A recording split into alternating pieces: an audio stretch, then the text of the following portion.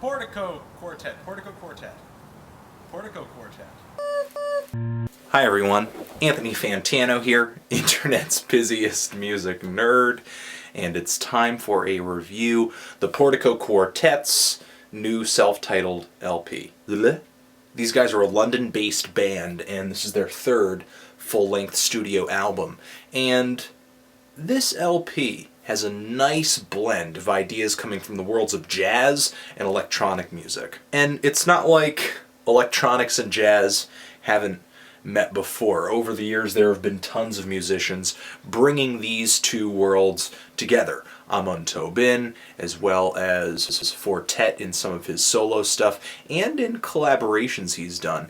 And one of my favorite electronic music producers of all time, Squarepusher. Those guys are just single producers, and producing music by yourself definitely has a different sound than when you're working with a full band.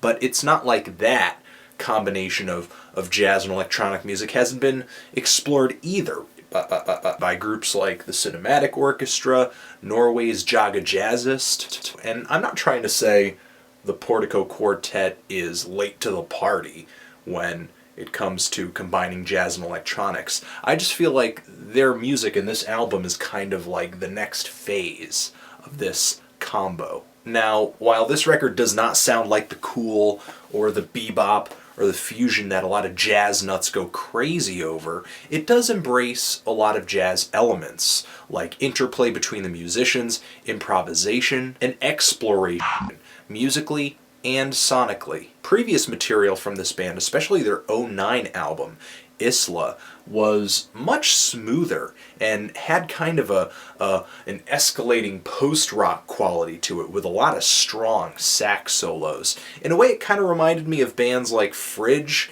and producers like Nujabes at the same time. Now, this new LP sees the band's style evolving, and maybe in a way that will turn off some of the more traditional jazz fans that have latched onto their sound. There are some tracks on here that completely function without the aid of sax solos. There are some spots on here where the sax does kind of steal the spotlight, but for the most part it's either not here or it's performing in a way where it is just adding another texture, another sound, soaring above all of these layers of beats, of drums, of synthesizers, of strings, loops, and samples too. The electronics are kind of taking over with this album, and they're now using them to improvise and to experiment much more. There was even one track on here that I remember had kind of a drum solo going with an MPC. Take the track Ruins, for example, which is kind of one of the more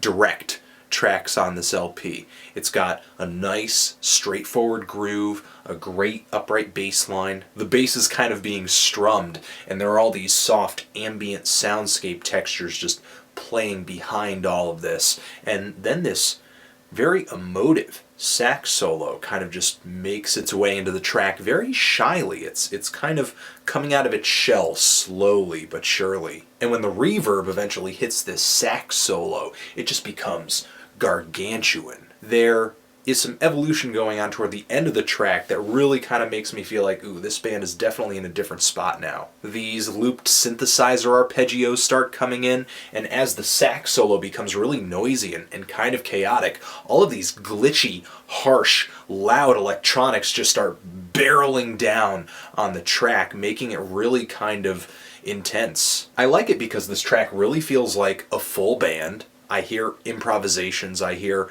interplay between the musicians, but the way the track is built with this really repetitive beat, these electronic elements, it kind of feels like it borrows its structure from an electronic dance song. The third track on here kind of follows the same premise as that second one, which irks me a little bit, but it's still a decent song. The band really kind of starts stretching its legs out in this new direction on the fourth track, Rubidium, which embarks on this 8-minute soundscape of electronic textures, tense strings, really faint horns, and some synth loops too. Then these drums just unexpectedly fly in and just start going all Art Blakey drum solo all over the place. Rolls and fills as far as the ear can hear. It's pretty formless and vast, And even though it is that, it just has so many beautiful sounds in it and leaves me with so much to think about. The sixth track, Lacquer Vu, is a bit more straightforward. The beat is mostly electronic,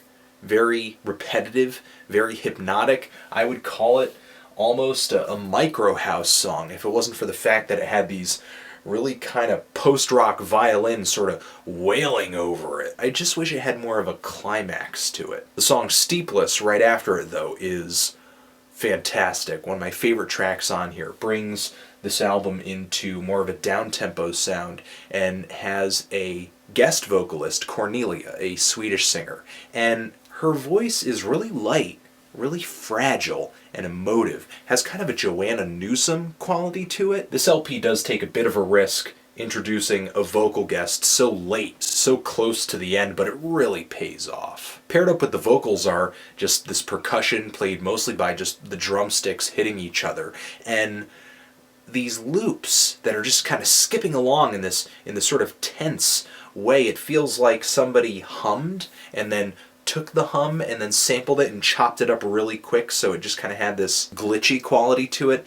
I just wish a 2-minute ambient interlude wasn't how this band chose to end this album. It just felt extremely anticlimactic, especially since the interlude didn't really seem to connect to anything, but maybe this band isn't one for a big finish. Still, I think it's pretty interesting that the Portico Quartet chose to make its third full-length album self-titled.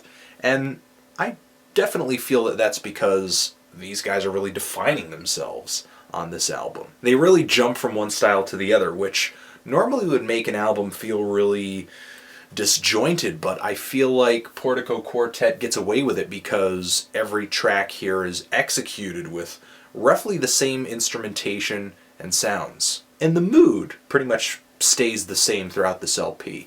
Every track on this album feels so calculated, refined, but most importantly, I think every single track on this album is very contemplative. It's a very cerebral album. It's not an LP that gets my blood pumping, but my gears turning up here. So some great sounds, great production and recording.